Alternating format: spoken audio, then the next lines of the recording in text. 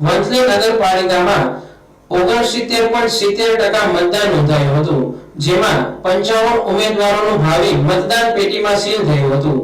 વંથલીમાં યોજાયેલ નગરપાલિકાની ચૂંટણીમાં મતદારોએ ભારે ઉત્સાહપૂર્વક મતદાન કર્યું હતું। વહેલી સવારથી જ લોકો મતદાન માટે મોટી સંખ્યામાં ઉમટી પડ્યા હતા।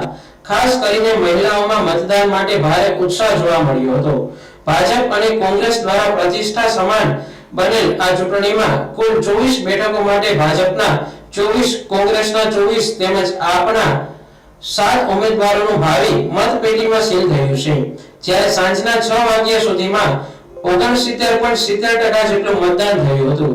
મતદાન પૂર્ણ થયા બાદ બંને પક્ષના ઉમેદવારો દ્વારા ફટાકડા ફોડી વિજય માટે વિશ્વાસ વ્યક્ત કર્યો હતો।